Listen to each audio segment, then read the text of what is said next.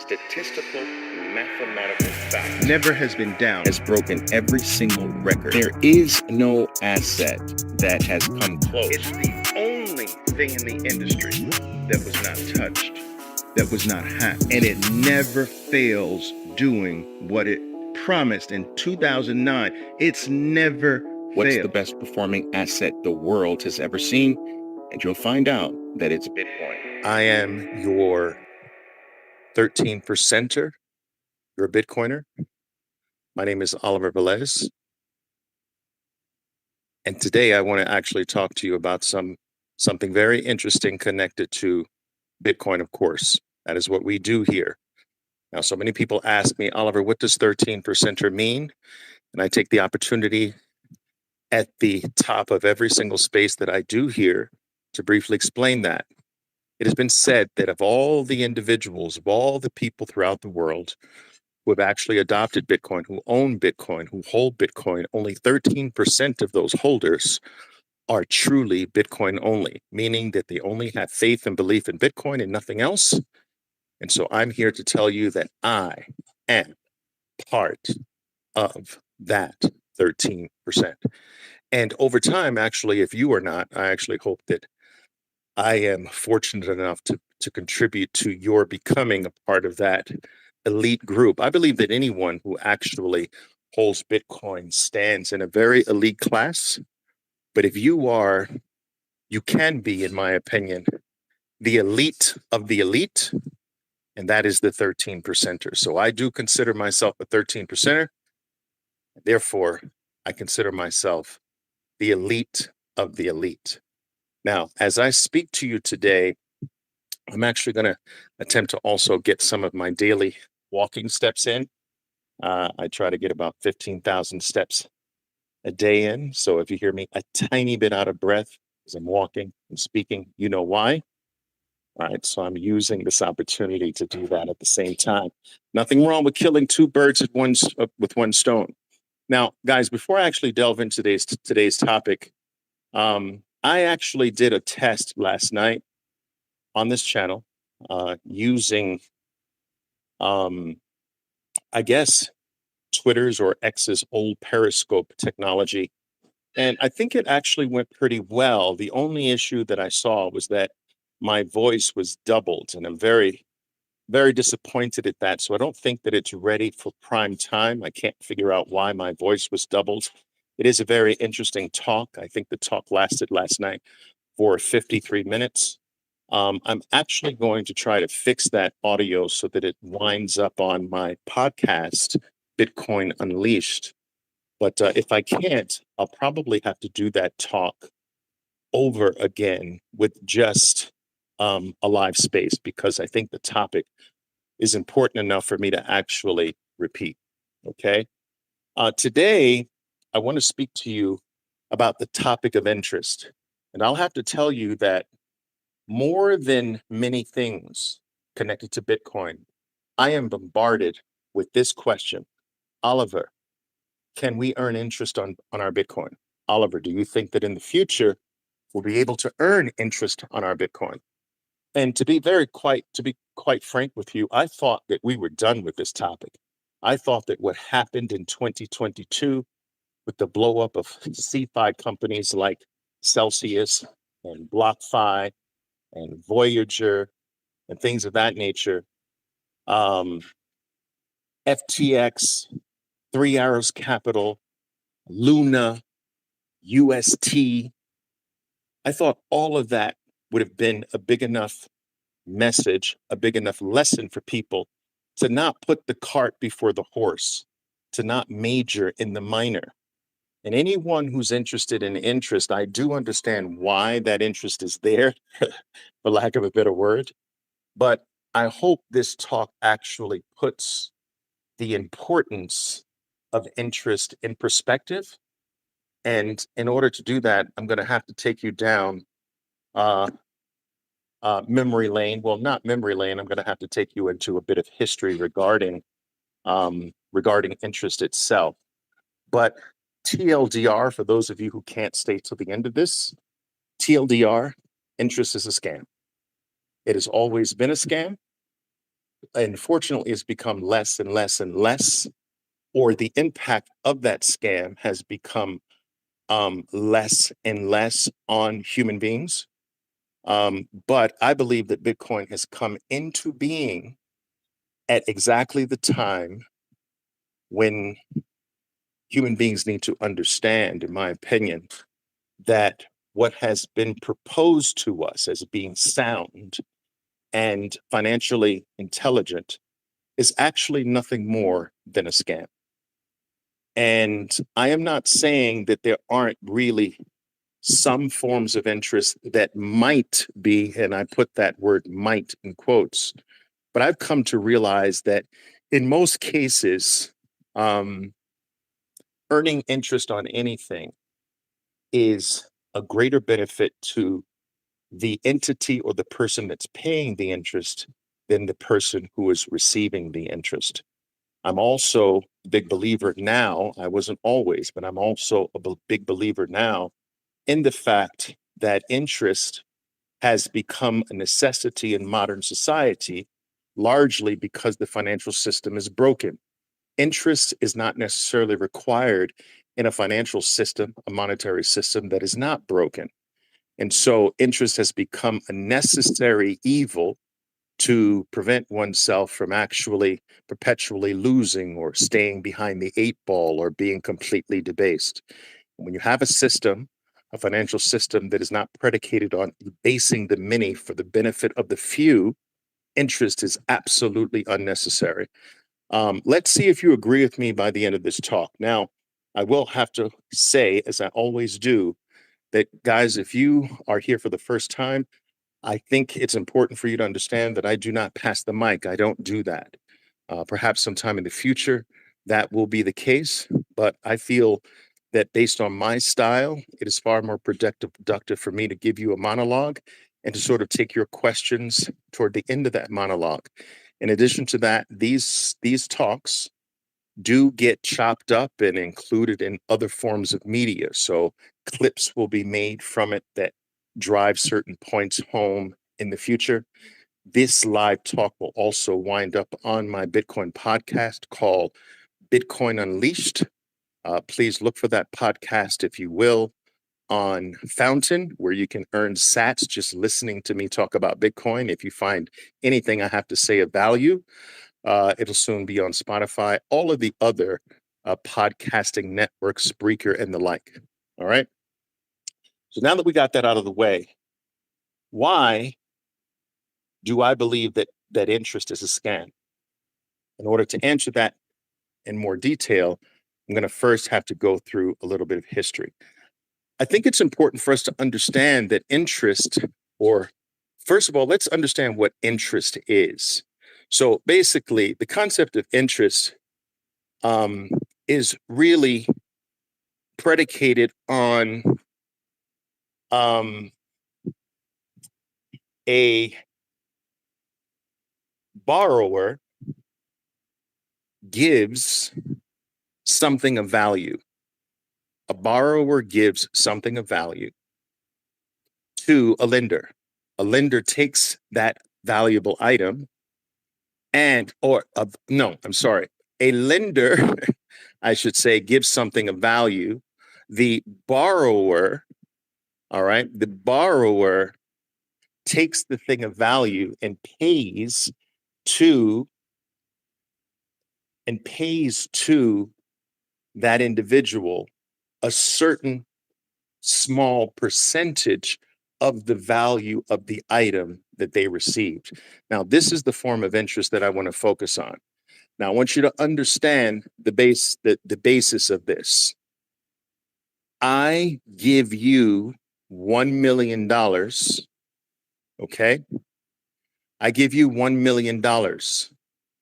You give me $30,000 annually in exchange for my $1 million. Now, I ask you right now, before I delve into this, is that a fair exchange? I've given you $1 million. You give me, and you take my $1 million, and in exchange for my $1 million, you give me back $30,000. That doesn't even from a cursory point of view, that seems like a very, very bad exchange, does it not? Anyway, that's the basis of interest. And we have been indoctrinated to believe that that is actually a good exchange. We've been tricked into believing that giving up something of value in exchange, giving up something of great value in exchange for little value is what we should want, is what we should like, is what we should strive for. And I believe that this has been a trick historically to get value from the masses, to get value from normal people, to take the thing that they've worked for, to take their value, to control their value, to do whatever they want with their value, and to give back little small amounts. Now, what some might argue is that in a system like that, if I can trust that I will get my $1 million back, then isn't that good? Well, herein lies the problem. Throughout history, that trust has been broken for not decades. That trust that you're going to get your $1 million back has been broken for not decades. It's been broken for centuries. It's been broken for thousands upon thousands of years, and it will continue to be broken. That trust will continue to be violated. That trust can't be trusted. All right. And this has been a trick on the masses for thousands of years. Now, let's go over this for a second. All right. Some of the earliest records actually of interest are actually from Samaria. Now, interest, I believe, if my memory serves me correctly, that the first documents that we have that suggested that interest was a normal practice dates back, I think, to around 3000 BC by the Sumerians. And I believe that a lot of this was agricultural in nature, where people use credit to loan both grain and metals. The annual interest rate, I believe at that time, 3000 BC, we're talking about. My history days are long past me, but I believe it was something like 20%. Now, I did a deep dive on this several decades ago when I was delving into the high interest rate environment we were experiencing back in the early 1980s. I wanted to understand interest rates because that was all the rage, because the average interest rate back in the early 1980s was anywhere between 15 and 19%.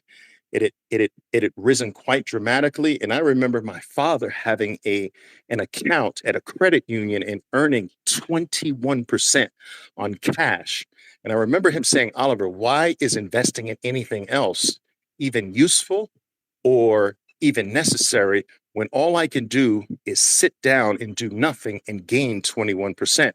And he had a very, very important point, and it made me want to go down the deep dive into interest. And at this particular time, I started studying the history of interest.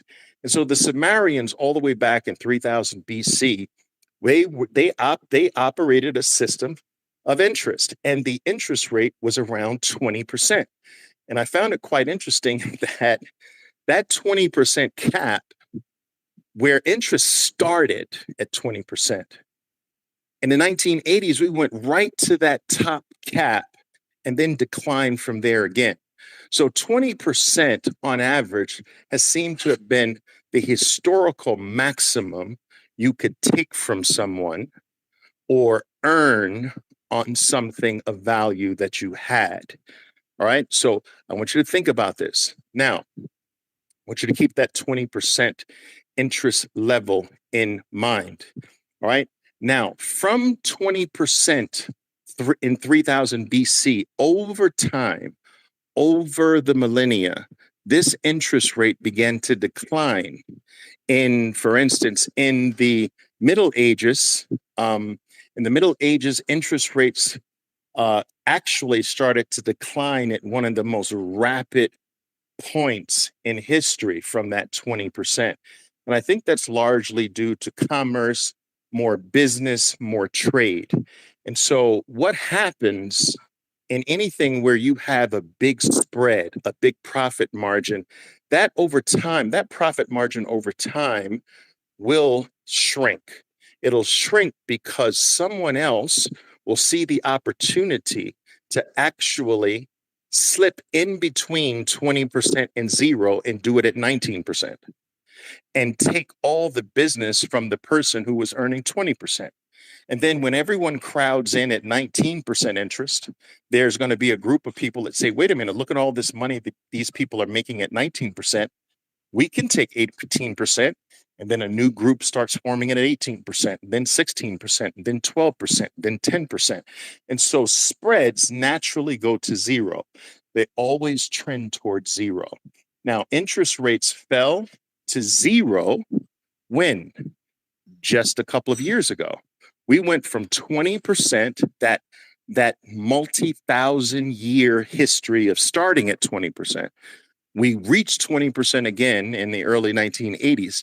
And once again, just like it did all the way from 3000 BC all the way to the Middle Ages, where interest rates practically dropped to zero, we did it again historically. The cycle repeated itself.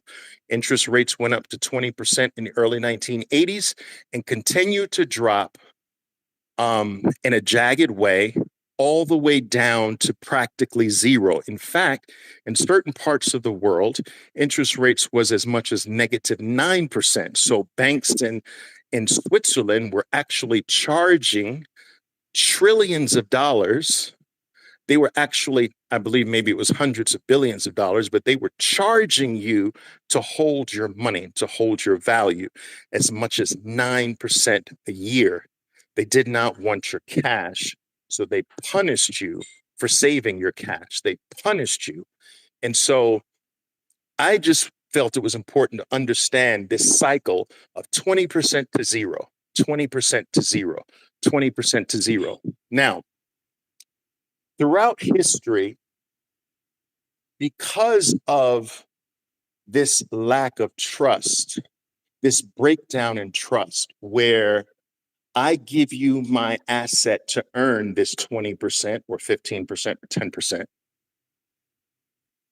You take my value.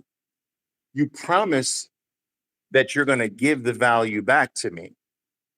But lo and behold, I realize later that you've stolen my value and I can't get the value back that I gave for this little bit of interest. Or you've lost the value that I gave you, or you did something nefarious with the value that I gave you. Either way, this trust of getting back your asset has this trust has been broken over and over and over again. And what we've seen in recent times, especially in the crypto space, is exactly that. People gave up their value with the promise that they were going to get 20% in Luna, or they were going to get staking here and staking there, only to find out that the company either goes under, does a rug pull, runs away, goes into bankruptcy, and they have absolutely nothing. This has happened throughout history over and over and over again. Another way that interest has been used against the masses, if you will, not just to take their value from them, but it's also been used to help enslave the masses.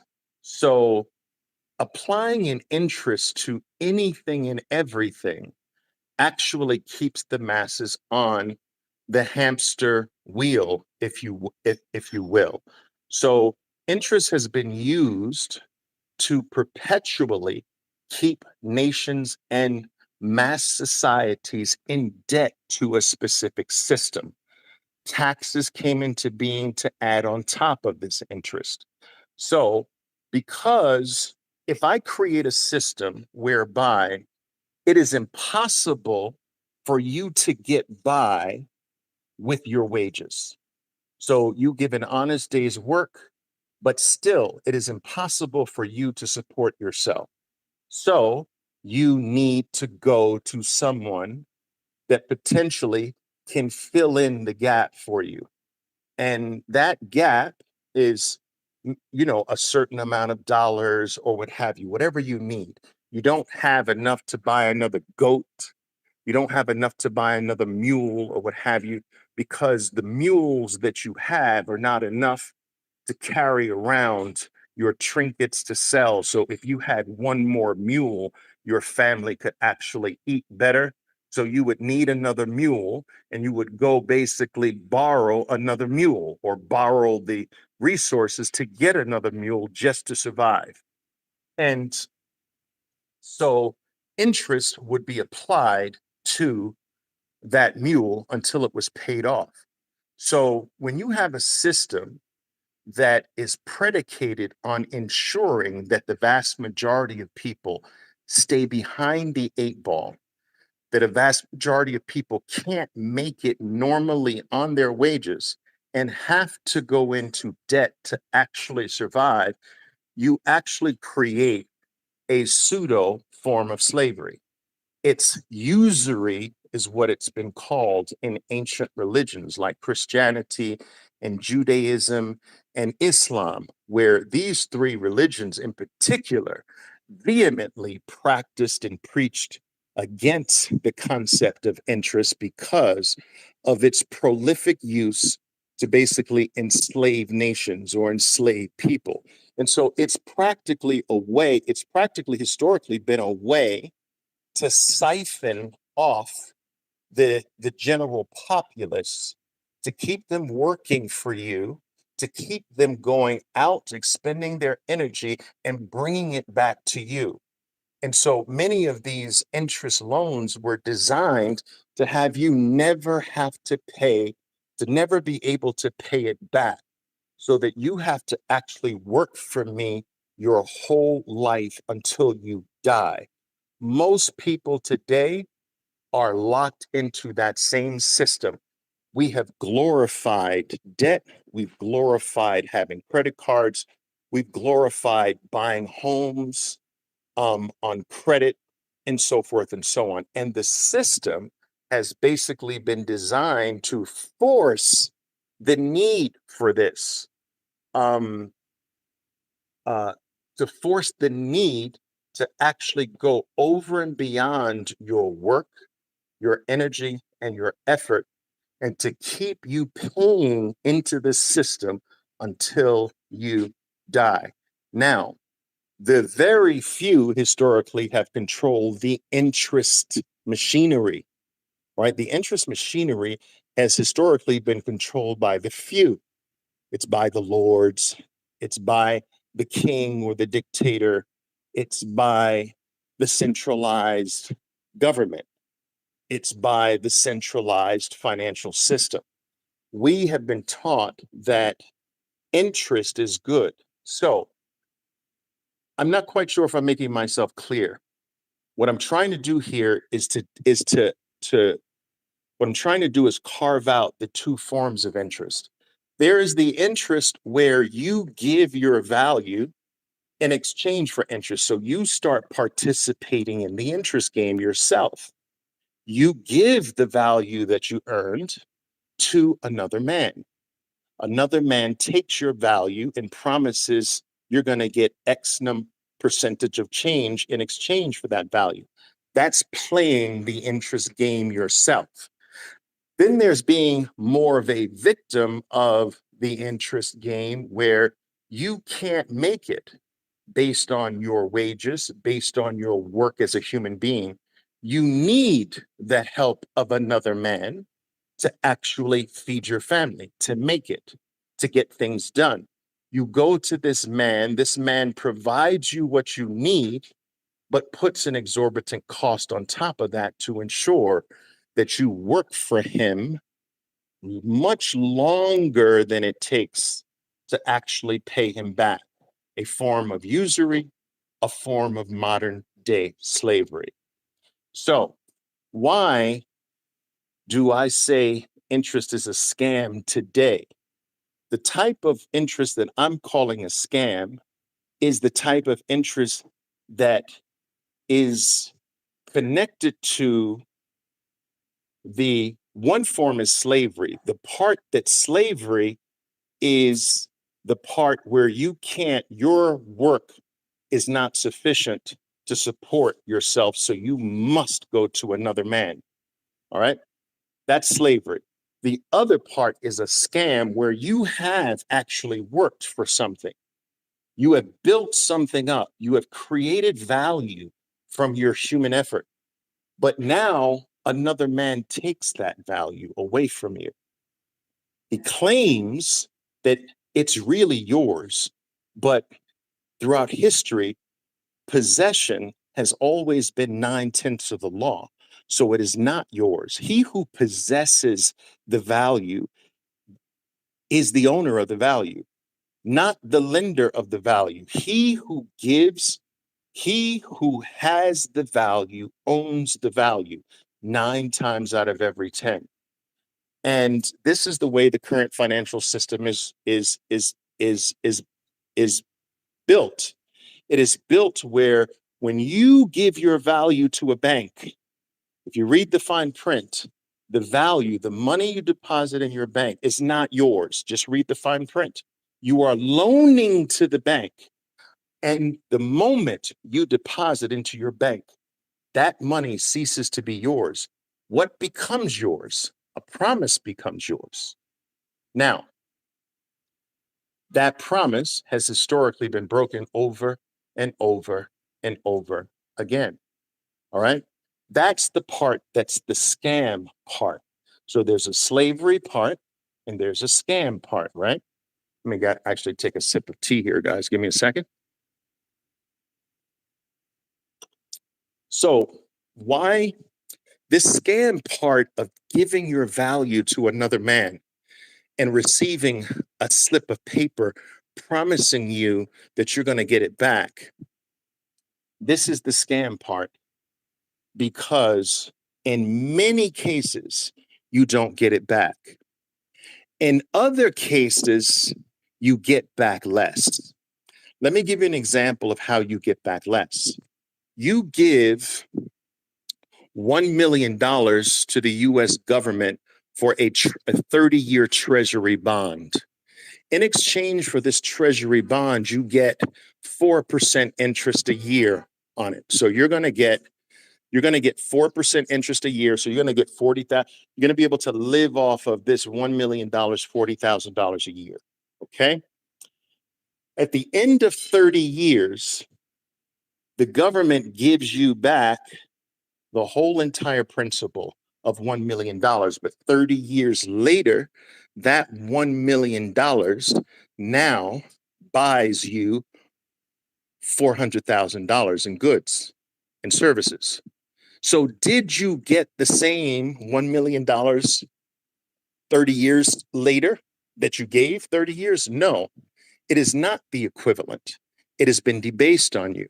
It has been reduced. Its power has been sucked out by the individual or the entity or the government who received it on the spot all at once at the same time. You're the loser in that scenario. Well, some people say, well, Oliver, what about the 5%? Doesn't the 4 or 5% make up for it? No, it does not, because you have to pay taxes on that 4 or 5% that you earn. So let's take 1/3 of that away. All right. Then there's inflation. Let's take the inflationary. Let's take 2 to 3% inflation. Now it's higher per year. So you've got to combat taxes. All right. You've got to combat inflation, and you've got to combat the monetary debasement of the currency itself. Every single new dollar in existence reduces the ownership percentage that you have in the entire system.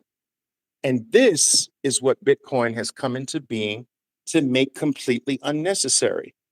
Now, we have become so indoctrinated to believe that earning interest is a good thing because it's been designed that way.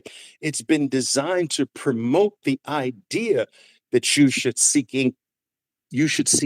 interest because the system wants your value now It might deliver the value back to you, but it won't be the same that it delivers. It won't be higher. It'll be lower in value. It wants to suck the current value today and to give you back less later. And how can you get an entire society to buy into this? You market it as a good thing. You build it into your educational models at the top universities. You get Keynesian economic theory to be propagated throughout the world.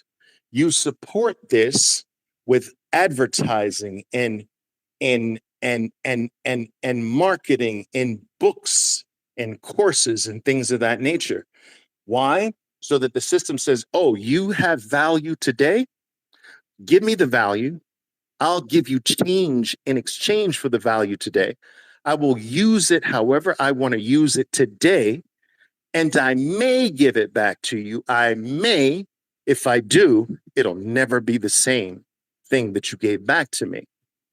And so we have been indoctrinated to believe that the change part of it is the good part, not the value that we've given. We've literally been brainwashed to believe I give you $1 million, you give me $30,000 back, and I actually hail the 30,000, not the 1 million I gave you. I hail the Bitcoin that I gave you. I give you a full Bitcoin and you give me 6% of it back. I hail the 6%. I've lost my Bitcoin. I don't have it in my own address. All right. I don't lay claim to it, but I've got the 3%. I've got the 4%. So we've been taught to hail the minor and not hail the major. We've been taught and indoctrinated to primarily major in the minor. And this has tricked society for time immemorial. Now, I'm not saying that there aren't some smart individuals out there and organizations that know how to manipulate that system and play it well. I am not talking about those. That's the very, very tip of the iceberg. That's the less than 1% of all human beings on Earth that have the connections, have the power, have the wherewithal to play that game to their advantage. I am talking about the human race. I am talking about the vast majority of the 8 billion people on Earth who can't play that game but are the victims of that game. And so Bitcoin is not this system. It is a system that every human being can participate in without the need to participate in the interest scam. How and why does Bitcoin eliminate the need to earn interest? Well, it has, I know this CAGR number moves throughout different stages of the cycle, but I'm going to keep saying the same CAGR number because I believe that the CAGR is actually going to rise even higher.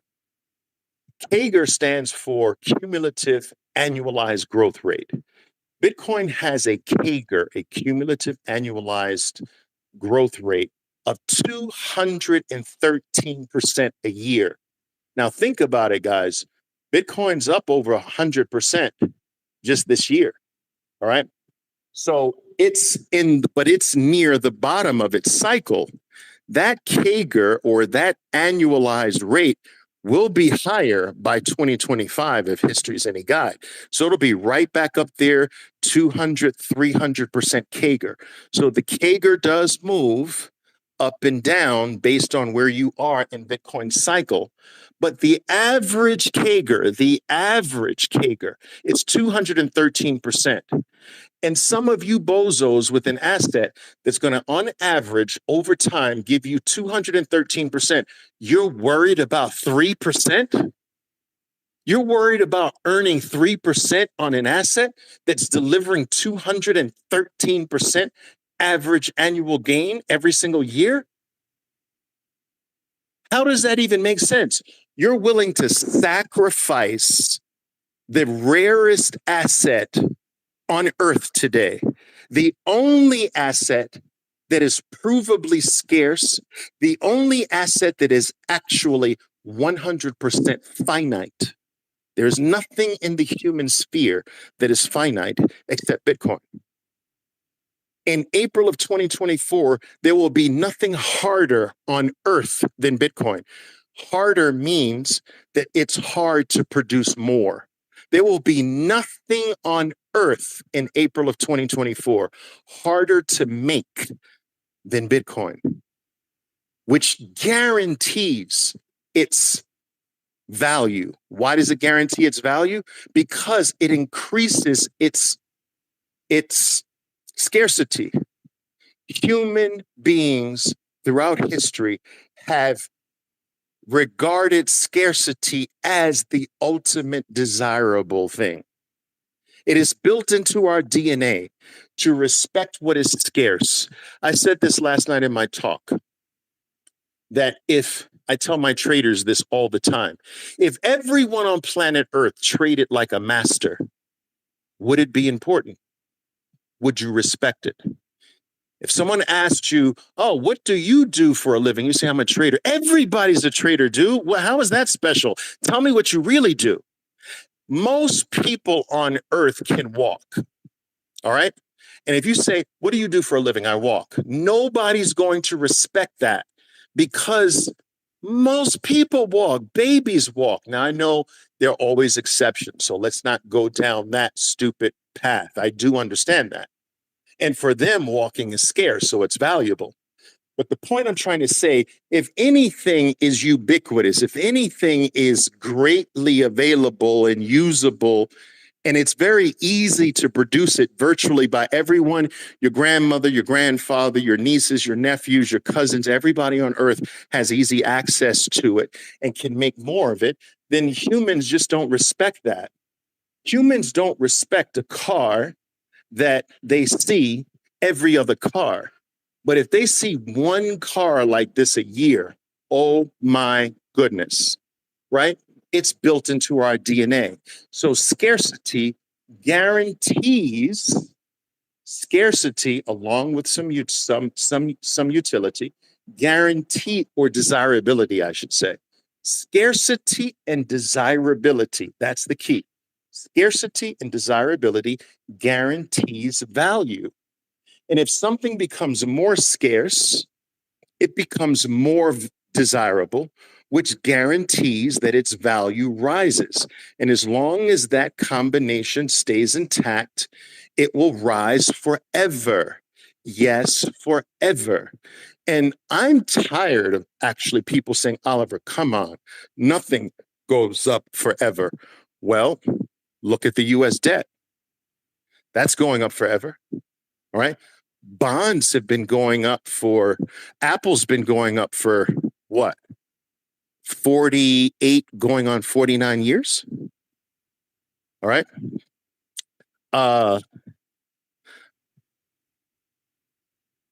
No. Yeah, Apple's been going up for 48 years or whatever it is. Microsoft's been going up for 45 years. Amazon's been going up for 27 years. Google for 25 years. You've got the equity market, the stock market's been going up for 200 years. The bond market's been going up for 600 years. The population growth has been going up forever. Of course, something can go up forever. It can rise in value forever. And so, my point is that if you still feel as though the game of interest with your Bitcoin is the way to go, if you feel that this is an unproductive asset unless you earn something on it, you are still brainwashed, right? This thing goes up 213% a year on average. You don't need interest on that. You store that. You don't risk that because There's going to be a point in the future where once you give your Bitcoin away for some change, I promise you're not going to get it back. Trust me when I tell you, as Bitcoin becomes more valuable, you will not get it back. They would rather default on you. They would rather steal it from you and deal with the legal consequences and hope that you go broke fighting them. They won't give it back. Let me give you some statistics. These are some breakpoints that I want everyone here to be aware of. All right.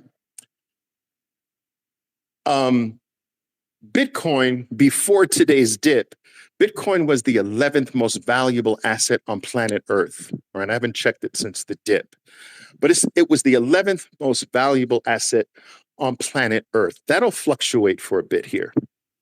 Number 11.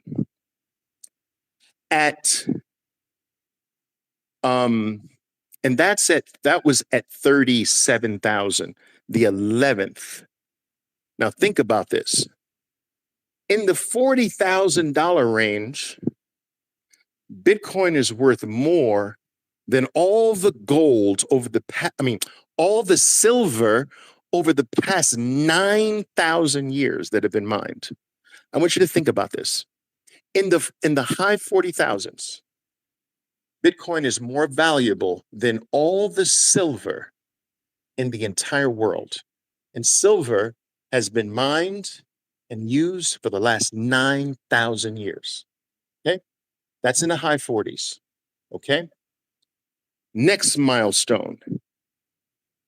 At 140,000 or so, Bitcoin becomes more valuable than Apple, which is the most valuable item, individual item on Earth today, Apple.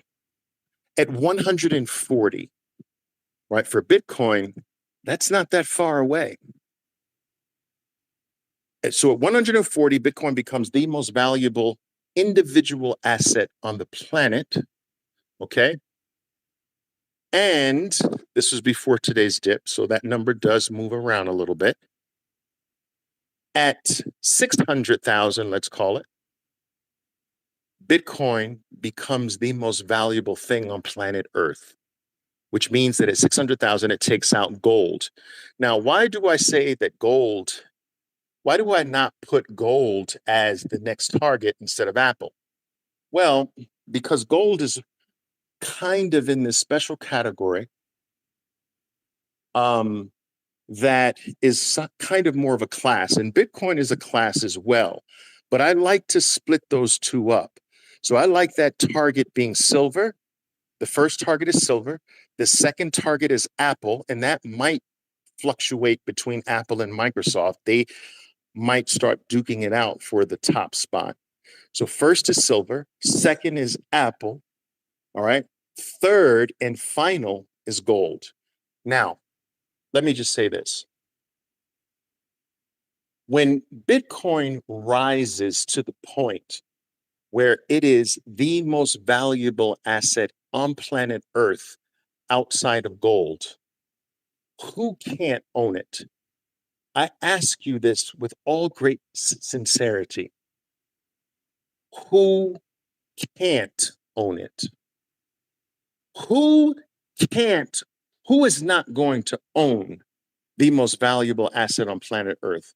What financial organization is not going to have some exposure to the most valuable asset on Earth? Do you know what the most owned asset in the world is? Do you know? It's Apple.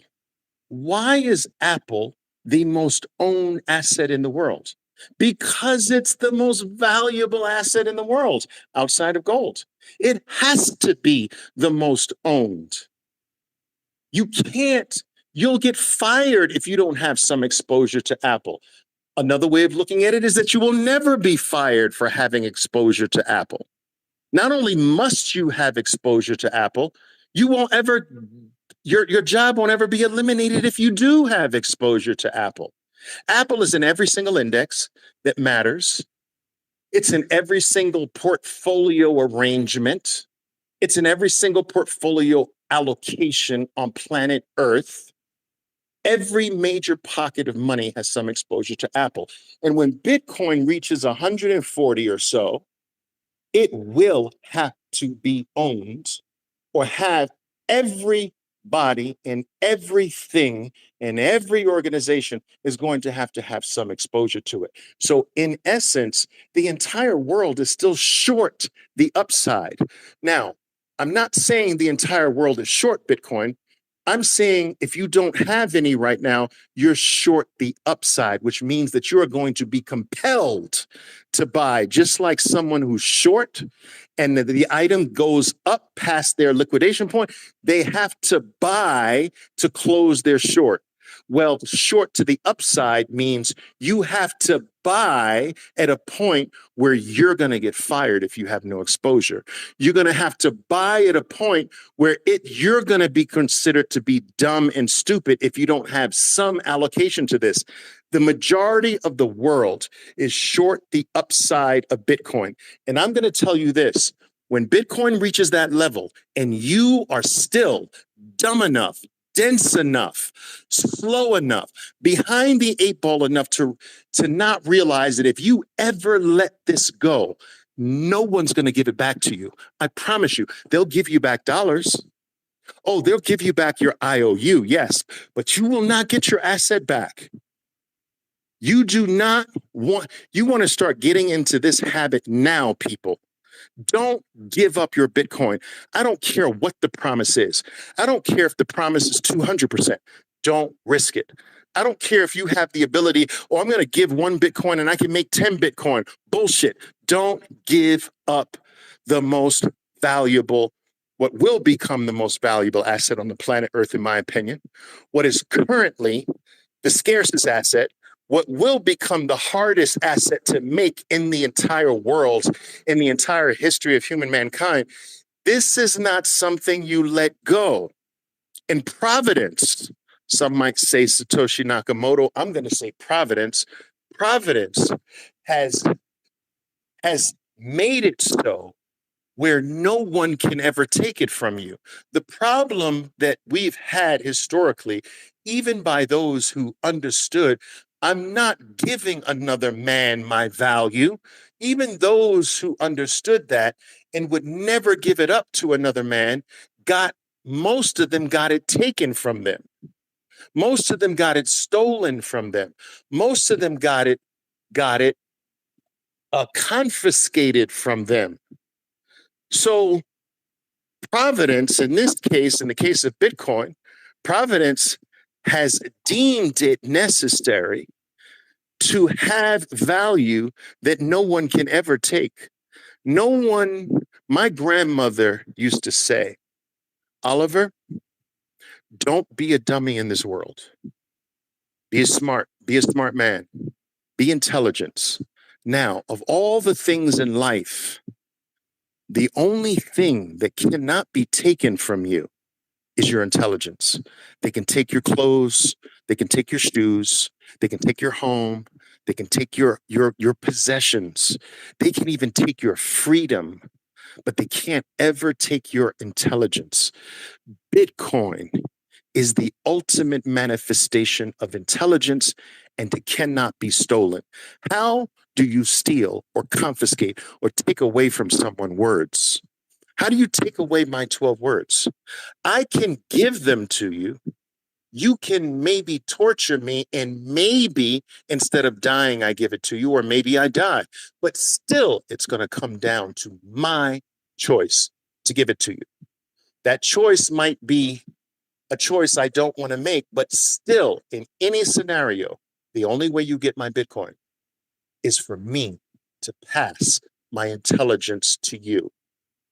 And so we, for the first time, have something that can't be touched, debased, robbed, stolen, diminished, made bad,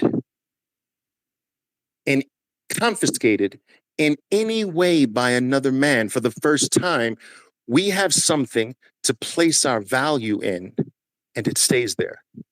Now, some people say, well, Oliver, what about the vacillations of that value? That value doesn't vacillate. That value that you store in Bitcoin doesn't ever change. Let's understand this right now. Bitcoin is not volatile. It is the US dollar's opinion of Bitcoin that is volatile. The US dollar doesn't know what to make of this thing. Sometimes it says, wow. Sometimes it says, eh. Sometimes the dollar says, this is poo-poo. And another time it says, oh my God. The dollar's opinion of what Bitcoin is what's moving. Bitcoin doesn't move. Bitcoin doesn't change. Bitcoin doesn't waver. Bitcoin doesn't alter itself. It doesn't change its mind. It doesn't break its word or its promises. It's the freaking same every 10 minutes. Boom. Tick tock, next block. It doesn't care what you say about it. It doesn't care how many negative articles you write about it. It doesn't care what nation state wants to try to attack it. It doesn't care what you tweet on X. TikTok, next block. It's the most certain thing human beings have ever come in contact with. And so it is not the volatility of Bitcoin. It is the volatility of the unit that you're measuring Bitcoin by. Bitcoin has no volatility. And the proper way to look at this is this way. If you were to be able to buy 1% or to get 1% of the entire Bitcoin network, wouldn't that be nice? But I'm making numbers simple. If you were to get 1% of the network, it doesn't matter what the price in US dollars of a single Bitcoin would be. No one could ever take that 1% away from you. That today you'd have 1% of the Bitcoin network. Tomorrow you'd have 1% of the Bitcoin network, even with a vacillating USD denominated price. Nothing would ever change. 100 years from now, it would be 1%. 1,000 years from now, it would be 1%. This is what we mean by you can't be debased. Your percentage of the network can't be owned. And one Satoshi, as infinitesimal as it is still a percent of the network. And so for the first time, every human being has the ability to stake their claim in a network that no one can take away. The percentage is yours forever. And we're dealing with an asset that is forever increasing in its scarcity, that is becoming more and more desirable, that has become the best performing asset on planet Earth, that is the hardest money the world has ever seen or been exposed to, that is the most secure network on planet Earth. And it's accomplished all of that with only half of 1% of the world having adopted. Where the heck are we going to be with 1% of the world adopting it? OMG, no? 5%? At half of 1%, we're already at 35,000. At half of 1%, it's already the 11th most valuable asset in the world. At half of 1%, it's already the 20th most valuable currency on Earth out of the 200 out there. At 0.5%, it's already the most secure network the human race has ever had access to. At half of 1%. And I'm here to tell you, people, that half of 1% is not going down. It's only going up from here. It's not going to go from 0.5% to 0. It's going from 0.5% to 1%, to 2%, to 3%, to 5%, to 10%, to 20%, to 60%, to 80%. We've got a long, long, long way to go. And so my main message here for you today is this. You had better get in the habit right now of never even being enticed, thinking about for 1 iota of a second to give up your keys, to give up what is going to become the most valuable thing on Earth. Because as this does approach that level, you think that people want to steal your Bitcoin now. You think that there are hacks that go on that take advantage of people's lack of education regarding security of their Bitcoin, saving their seed phrase in password managers and on the internet in a file on Dropbox. If you think that hackers and thieves are taking advantage of that now, where do you think, what level do you think that's going to be at when Bitcoin's 100,000? When Bitcoin's past 140 and is the most valuable thing on earth? What's going to happen when every human being knows that the most valuable thing on earth is Bitcoin? What do you think is going to happen? Do you understand that the X that you're going to have on your back? I sacrifice my privacy to help you understand this. I know I have an X on my back. Anyone who talks about this has a big giant X on their back. All right? I have just locked down my security where I'm just going to have to die because I can't even get at it. So the point I'm trying to say is you want to get into the habit now of the highest level of security that you possibly can muster. You want to plan now for this. You want to plan now where you get in the habit that I will never give you my keys. What are you, crazy? You think I'm dumb enough to trick me into giving you this? And you're going to give me some change back and I'm supposed to be happy? I'm not buying that bullshit now. This is the new world. This is the new era. We live in a completely different world. The digital world is different. I don't have to do that with you in this world. I don't have to do that with you with this asset. This is my life. I've given my life for this Bitcoin. And that's exactly what you've done. I've given my time, which is what your life is made up of. I've given my time for this Bitcoin. I've given my effort to this Bitcoin. I've given my value to another man to receive something to get this Bitcoin. I've given up who I am, what I do. I've given up the most valuable commodity I have, which is my time. This Bitcoin represents me, and I'm not giving it to you again. I'm not giving it to you anymore. I'm not handing me to another man in exchange for change. I'm not doing it anymore. I'm not buying into that corrupt system anymore. And so Bitcoin is delivering freedom from this. We no longer have to try to stay ahead by giving up our goods to someone and hope that in exchange for change and hope that they give it back at the end of the term. Bitcoin's saying, be gone with that mindset. Be gone with that desire. Be gone with that erroneous belief that you need another man. This is what I mean by Bitcoin is freedom. For the first time, you do not need another man to take care of you. Do you understand how powerful that is? You don't need permission from another man to get your money out of a bank. Do you know how powerful that is? You don't need to succumb to, oh, I can only withdraw out of an ATM $500 a day, but it's yours. We don't need to succumb to that nonsense anymore.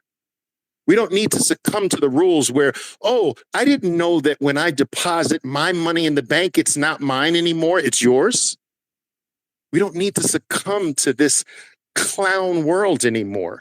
We are free.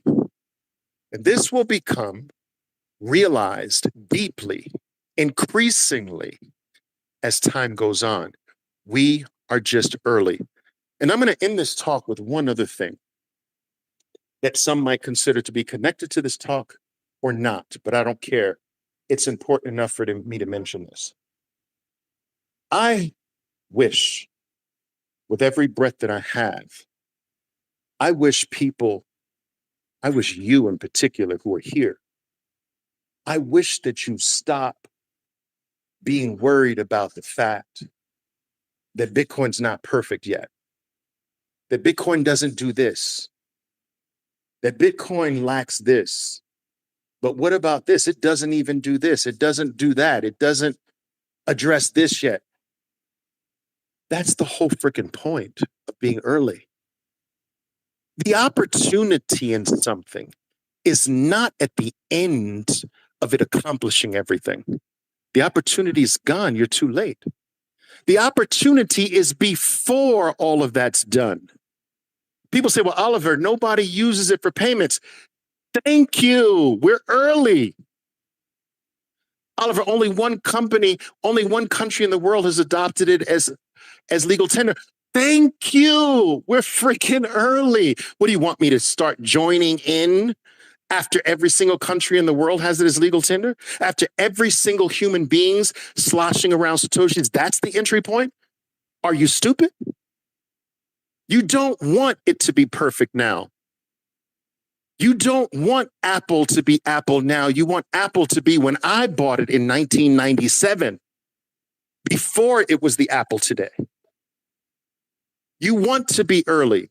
You want to get in before it is solved other things. You want to get in before it is all over the world. You want to get in before it's the most valuable asset on earth. You want to get in before it takes out silver.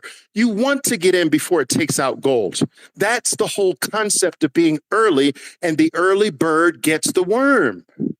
You know this. Stop this idiotic, low IQ thinking, please. Sometimes I feel like I'm talking to freaking 4-year-olds. But Bitcoin doesn't do this, Oliver. And Bitcoin doesn't do that. Well, thank God there's still more room to grow, no? It's sort of like looking at your child and say, well, what use is this 8-year-old kid kicking this ball around? He's not a professional soccer player yet. He hasn't won any worldwide World Cup championships yet. I don't see any trophies on the wall. He doesn't have, $400 million contract yet. Dude, he's 8 years old. All right. You're catching him early. You're catching Michael Jordan at 11, 12 years old. You don't want Michael Jordan now, do you? You want him at 14 years old. Bitcoin's 14 years old. I want Michael Jordan at 14. I want Apple at 14 years old in 1994. Gold's 5,000 years old. I want gold at 14 years old. Silver is 9,000 years old. I want silver at 9 years old. So let's appreciate the fact that Bitcoin has a lot of growth to run, has a lot of runway to go. And despite the fact that it's not perfect yet, despite the fact that there are many more things it can improve on, it's still the 11th most valuable asset on earth, the 20th most valuable currency in the world, the best performing asset on the planet, the most secure network in the world, the hardest money humans have ever known, the scarcest asset in the entire universe. And that's with a lot of runway in front of it. All right, Bitcoiners. That's my little monologue today. How long did I talk today? Let's see. Always have these things so long, my gosh. But I can't stop. I just can't stop. How many people are here? 10? Oh, I got slightly more than 10 today. Cool. It doesn't matter if I'm talking to one person. All right. Orange pilling the world. One human being at a time. That's me. I'm trying to share the epiphany that happened to me. I always get that. Oliver, why do you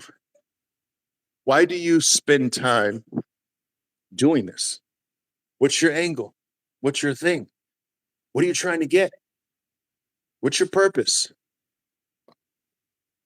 My purpose is just to get you to look. Just look. That's all. Stop reading what other people say and look yourself. Don't stop stop relying on second and third party information. Look for yourself. Okay? Do that. That's all I want. That's all I ask. Don't ask you for money. I don't ask you for favors. All I just ask is that you look. What kind of human being would I be if I have found an escape? What kind of human being if we are all enslaved together and I have found freedom? What what kind of human being would I be if I told no one? What kind of person does that? This is the type of thing, this is the type of light, this is the type of hope that you want to give, that you want to share. You want others to see it, not to validate what you see. I don't do it because I want validation. I don't do it because I think that your little change is going to pump Bitcoin. That's ridiculous. That's not why I do it. It's because it's the right thing to do. It's like I have a freaking secret that a lot of people still don't have yet. And by giving that secret away doesn't take away from me. If I've got 100 fiat dirty dollars in my pocket, right? If I've got 100 and I give someone 50, I have lost 50.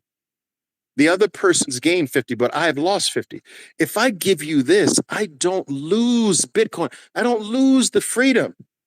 So it costs me nothing to share. It costs me nothing to give to you. It costs me nothing to deliver a message. Just look for yourself. I'm not asking you to believe me. I'm just asking you to look. That's all. All right, guys. I don't know if there are any questions here, but I'll check. I will check. Let's see. I'll take a few questions because I think I've gone long enough here. All right. Let's see. Eric Stoltz is saying, Oliver, please reiterate this concept of debasement of the 30-year bond in your next post. This is an extremely important concept. Yes, it is. A lot of people aren't aware that the whole a bond is a long-term bond in particular is the stupidest asset on planet Earth. I could never get into bonds. And I could never recommend bonds to anybody because I understand fiat debasement and how you don't get back the same value. If you look at the dollar chart that I keep posting over and over again, because I want to stick it in your face over and over again, that you are holding a falling knife and you think you're safe, that you are holding a melting ice cube and you think you're safe, you think your future's safe, you think that's protecting your family, and it is not. And by giving the value that you have today over to another man, United States government representing other men, you give your value today, they do whatever they want with your value, and they hand you back less than half of that value, and you think that's a good trade? And all you got in the middle of it was a taxable little stream of tiny pigeon pickings? Really? That's the bond market. Now, of course, there's a way to play bonds a different way, but that's not the average person. All right. So yeah, we can keep harping on that. All right. Let's see what else here.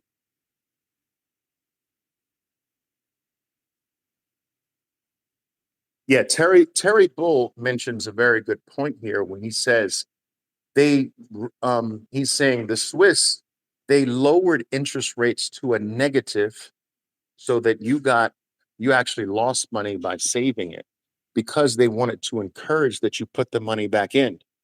Now, this is a very important point Terry Bull is making here, that when you are not rewarded to save, when you're in a system that does not reward that you save your life, remember the value that you have represents your life.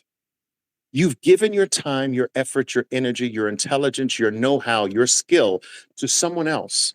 In exchange for that, you receive value. Now, the intelligent thing is the value that you don't need right now, you should save it. All right. Now, any system that says or encourages by its very structure, no, don't save your life. Don't save your value. Put it back out there. Put it back out there at risk. This has been glorified as being intelligent, but it's a way, like it's the way of the casino. The casino, you might get lucky and win value at a casino. The casino doesn't want you to leave with that. It doesn't want you to save it. It wants you to stay, because the longer you stay in the casino, the longer you keep putting your money back into the system, the more guaranteed that you walk out with nothing. So no, don't save it. Please, by all means, don't save your life.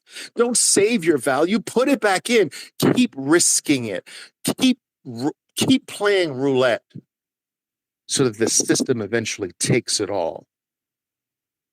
And any system that's designed to encourage that you don't save, but that you spend, creates a frivolous society, a society that will go out and blow $5,000 on a purse with somebody other man's name on it, or a freaking T-shirt made in China or Taiwan, slapped with another man's name on it.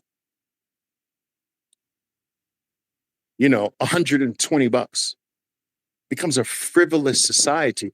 Why? Because the system is designed to promote that. It's designed to throw your value, to throw your life, to throw your money in the air now, because if you hold on to it long enough, you get punished by it losing value. Bitcoin reverses that. Bitcoin says, don't spend it. Don't spend your life. Save your life. Use the portion of your life you need to live now. Use the portion of your money equals life. Use the portion of your money you need now, and whatever you don't need, as long as you don't need it 4 years from now, put it here. I got you. That's what Bitcoin says. I've got you. Put it here. If you don't need it 4 years from now, put it here. That $10 doesn't mean anything to you right now. Put the $10 with me. I have you. I've got you. I'm the most secure network in the world. Nobody's going to take it. No one can confiscate it. No one can debase it. And I guarantee you, I am mathematically designed to make that more. You reap what you sow with me. That's Bitcoin's message. If you've got 4 years, put it there. If you've got 4 months, not so much. But if you've got 4 years, there is no other place on this planet, in this universe, in all of existence, that is more secure and better.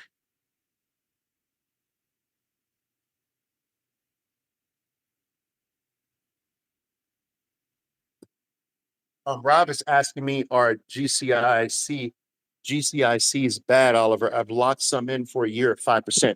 If you're going to play that game, playing the short-term period, like a year or less, I think is the best way. But I do believe that there's still huge opportunity costs with locking away fiat currency now, where we are in Bitcoin cycle now. I wouldn't have my kids lock away fiat currency in something for a year. I'd tell them to put it into Bitcoin. 213%. If you're halfway wrong, it's still better. If you're 3/4 wrong, it's still better. If you're 90% wrong, it's still better. So there's still that huge opportunity cost that's there, in my opinion. Plus your 5% is taxable. So what really is it? And at the end of 1 year, did you see the dollar today? All right. At the end of 1 year, the dollar is still debased. So you've got inflation eating away at that 5%. You got taxes that are going to hit that 5%. And you've got monetary debasement that's hitting that 5%. How much is left? And then you miss the bull run in Bitcoin? Like, that doesn't sound like a great combination to me. So again, Bitcoin's going to teach us to think outside of the box of this slave-based system that we've been locked into. And guys, listen, I'm going to be honest with you.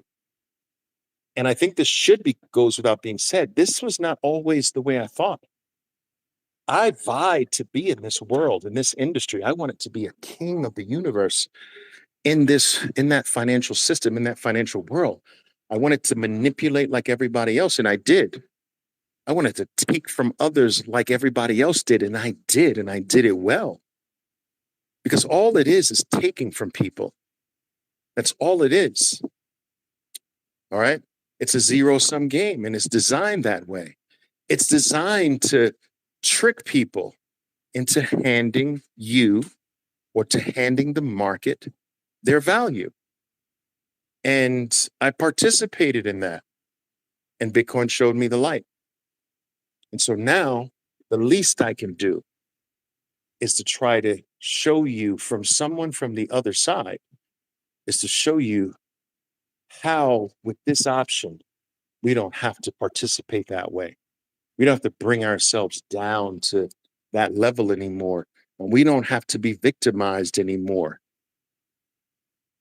People are so brainwashed to giving their life to other men that they are fighting now to not be free. They're saying, I don't want to secure my own value. I want another man to have my value. I don't want to keep 12 words secure. I don't want to keep 24 words. I want to give it to another man because I'm weak. I'm the slave. He's the master. Massa will take care of me. I can't take care of myself. 12 words are too hard to hide. 12 words are too hard to secure. I'm not used to keeping my own life. I'm used to another man being responsible for me. That's exactly how I hear you people saying, I'm scared of self-custody. I'm scared. Making it out to be so much far more difficult than it really is. You guys will put together IKEA furniture in an afternoon, but you can't write down 12 words and make sure that's safe. Christmas is coming up. You guys, some of you fathers are going to be on the living room floor for hours putting together racetracks. I did it. Racetracks, you're going to be putting together doll houses that take you 4 hours and half of your manly tools to put together. But you can't write down 12 words and secure that. Stop being weak. You're better than that. All right, guys, listen, thank you very much for attending. I always tell you that I so appreciate your time. It is the only thing, in my opinion, that's more valuable than Bitcoin. You have given me that today, whether you are listening to me live or in recorded form. It is something I don't take for granted. And I'll tell you, every single time I'm afforded the opportunity to speak to you through a mic, on a podium, on stage somewhere, online, I try my very best, I do this honestly, to give and leave something of value. I hope I've done that here today. And if I haven't, if I failed, I promise I'll get better every single time. All right, guys, enjoy the rest of your day. Stack harder. Ciao for now. My name is Oliver Velez, and I am your 13%er Bitcoiner. Be safe out there, and until next time.